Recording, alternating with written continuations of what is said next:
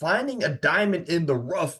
Well, that's what it feels like when we're finding quality sleepers down the board in our fantasy football drafts. A guy like Kyron Williams last year or Puka Nakuya, they could have won you your league. So that leads me into my question of the day. Who's that one sleeper down the board that you're targeting in every single draft to hopefully put your team over the top in 2024? But without further ado, let's get into it. Kicking off here in round number 9, and we're going to start with David Njoku. He's not really a sleeper, so to say, but he's definitely the best player here in round number 9. And we're going to be going from rounds 9 to 16. But on the right side of your screen, you're going to see some other names highlighted in green boxes here, some behind my face cam, and I apologize, but those are just some other names here that I would target here in round number 9.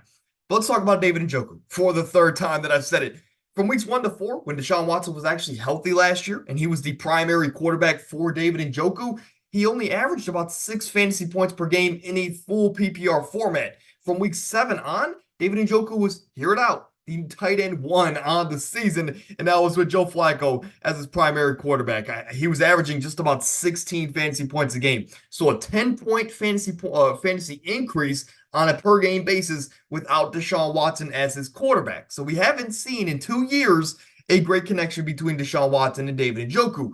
However, how he was utilized in the second half of last season in a lot of screen passes, getting a lot of shorter passes, and just giving David Njoku the ball in space and letting him go to work was something that they utilized a lot down the second half of the season. And I believe, again, hopefully, as a Browns fan, Deshaun Watson can complete a couple screen passes this year and let David Njoku go to work. So I understand he probably doesn't have the ceiling as some of the top-tier tight ends, but he's definitely, if you missed out on some of those top-tier guys, I still like David Njoku's upside this year, as long as you believe that Deshaun Watson can complete a couple screen passes, right? But in round number 10, let's talk about some quarterbacks here. Of course, we have Gus Edwards, Chase Brown, Adonai Mitchell is someone to throw out there. Tajay Spears, Devin Singletary. Devin Singletary was going to be the selection here, but I want to throw out Brock Purdy for a specific reason.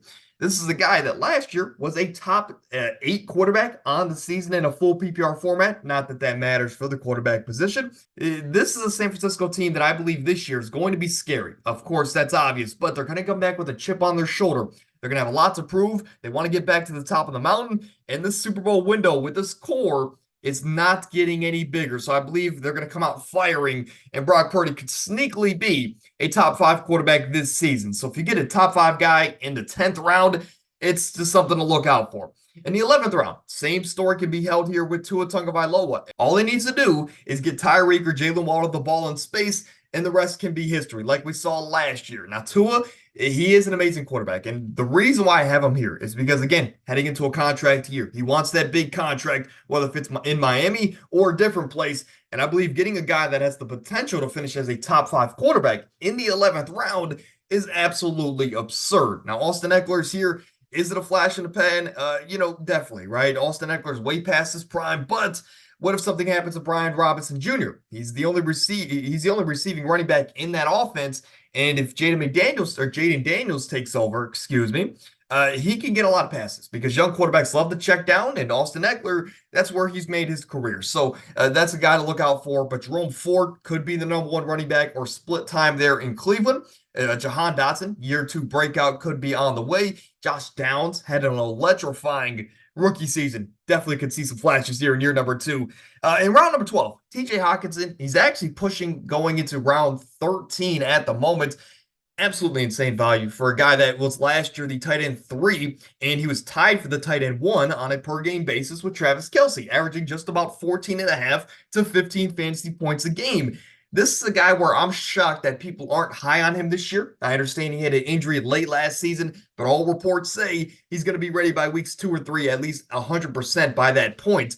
And he's coming into an offense with a not-so-great quarterback in Sam Darnold and a rookie quarterback to back him up in J.J. McCarthy. Both guys should heavily favor T.J. Hockenson, especially with all the attention that Jay Jettas is going to be getting on the outside. So, T.J. Hockenson, look out for him to have an amazing season. If you can get a top 10 tight end in the 12th round for a position that is super iffy on a week-to-week basis, I can't even justify why you would take a Dalton Schultz 2 rounds ahead of him. But this is the first sleeper pick, let's say, in Roman Wilson. Of course, rookie wide receiver out of Michigan is going to an offense where that they just got rid of Deontay Johnson. Last year could have been their wide receiver one, depending on who you ask. Excuse the background noise. This is a guy that George Pickens is going to get a lot of attention. So Roman Wilson is going to be in a lot of one-on-one situations. He has a great opportunity to shine here in his rookie season. And whether if it's Justin Fields, quality quarterback, or of course Russell Wilson, who's projected to be the starter, Roman Wilson's in a position where he can have a sneakily good rookie season, and he's someone to answer my own question. I'm going to be targeting late in drafts here to add on to my roster. Round 14, I'm going back to the quarterback well, but guys like Hunter Henry, Deshaun Watson, if you believe in the Rashad Bateman hype, we've been getting a lot of reports that he's taking a step up this year. If you believe in him, then that's definitely a route you can go here. But Bucky Irving is another guy, but how is that offense going to operate with no Dave Canales now there in Tampa Bay? I'm going to go to the well of Aaron Rodgers for the simple fact that I believe this Jets team is going to be scary. I believe they're going to win 12-plus games this year. As long as Aaron Rodgers is healthy this season with all the weapons they have on offense and all the talent they have on defense, my only worry about this team not being able to go out there and compete for a Super Bowl is their head coach in Robert Saleh, because he's never been on that stage before as the head coach. So I'm a little bit worried about that from a team perspective. But for Aaron Rodgers, he's coming out with something to prove this year. He wants to cement his legacy in a different situation than Green Bay. And what a better way to go out there in New York than to dominate in your last year or two of football. I think in the 14th round, he's someone I'm definitely targeting, especially in the first round. If you go after a guy like Garrett Wilson, right, or even a Breece Hall, if you want to get that stack, that's a little bit different with all the passes that Breece Hall can catch here in an Aaron Rodgers-led offense. In rounds 15, Khalil Herbert, Wan'Dale Robinson, two guys I am looking out for. Michael Wilson could be a sneaky pickup here in the 15th round. But J.K. Dobbins, this is definitely a delusional pick, right?